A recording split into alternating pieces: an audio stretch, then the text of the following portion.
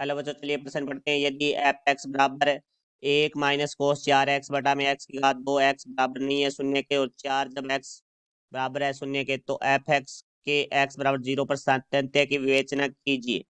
मुख्य अवधारणा। तो हमारा जो प्रश्न है वो सतत और अवकलनीयता से संबंधित है। तो सबसे पहले हम बात करेंगे इसके अंदर सतत की। तो फलन हमारा जो सतत है वो कब होता है, जब यदि हमारी जो बाई सीमा है, तो हम यहाँ लिखेंगे बाई सीमा बराबर है हमारी दाई सीमा बराबर है हमारे पास एफ ए। तो ए वह मान है जिसपे हमें फलन को चेक जांच करना है कि सतत फलन है या नहीं है। तो वो बिंदु हमारा ए होता है। तो अब बात करेंगे हम यहाँ से बाई सीमा के लिए। तो देखो बाई सीमा हमारे पास होती है limit x tends to A minus F X बराबर, इसको हम लिख सकते हैं limit H tends to 0 F A minus H. और हमारी जो दाई सीमा है वो हमारे होती है limit x tends to A plus, जहाँ प्लस चिन्ह है वो दाई सीमा को दर्शा रहा है।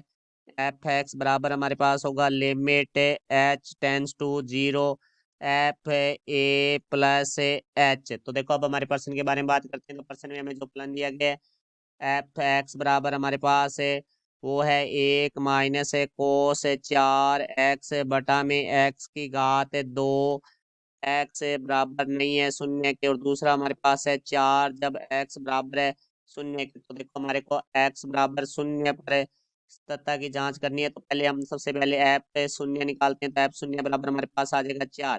फिर उसकी हम दाई सीमा की बात करेंगे। तो दाई सीमा है वो हमारी हो जाएगी limit x tends to 0 minus F x, इसको हम लिख सकते हैं limit H tends to f 0 plus H. तो यहाँ से बराबर में आ जाएगा हमारे पास limit H tends to 0 f h.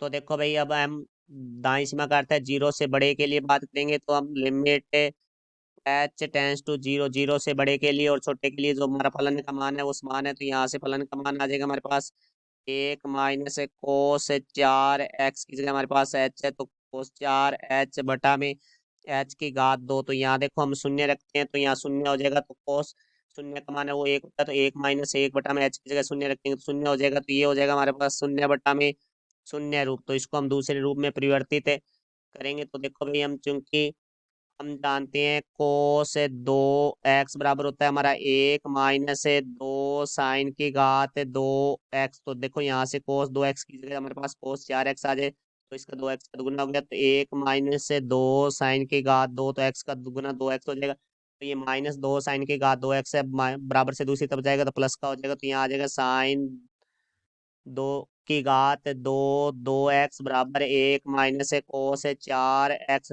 तो यहाँ से देखो इस सूत्र का प्रयोग करेंगे तो यहाँ से बराबर में हमारे पास आ जाएगा लिमिट एच टेंस टू 0। तो देखो यहाँ हमारे पास 1 - cos 4h है, इसको हम लिखेंगे 2 साइन की घात 2 2h बटा में हमारे पास है h की घात 2। चूंकि हम जानते हैं limit x tends to 0 sine X बटा में एक्स बराबर हमारा होता है 1। तो यहाँ देखो 2h है, तो यहाँ भी हम 2h बनाएंगे। तो क्योंकि h की घात 2 है तो हम क्या करेंगे 2 की घात 2 से गुणा कर देंगे, 2 की घात 2 से भाग कर देंगे। तो यहाँ से हमारे पास आ जाएगा limit H tends to 0 2 sine की घात 2 2h गुणा में हमारे पास है 2 की घात 2 है 4 होता है, बटा में हमारे पास आ जाएगा, इसको हम लिख सकते हैं 2h की घात 2, क्योंकि 4 को 2 से गुणा करेंगे 8, तो ये h है तो ये लिमिट से बाहर आ जाएगा हमारे पास। तो यहाँ से आ जाएगा 8 लिमिट h टेंस टू 0, इसको हम लिख सकते हैं साइन 2h बटा में 2h की घात 2। तो अब लिमिट रखेंगे तो 8 गुणा 1 की घात 2, तो यहाँ आ जाएगा हमारे पास 8 गुणा 1 बराबर आ गया हमारे पास 8। तो यहाँ से हम देखते हैं तो हमारी जो दाई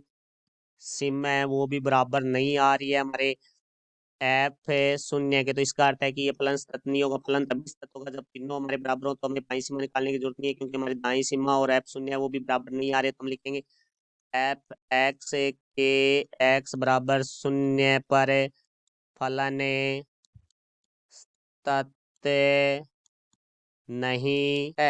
ये हमारे प्रश्न का उत्तर हुआ। मैं आशा करता हूँ समझाया होगा। धन्यवाद।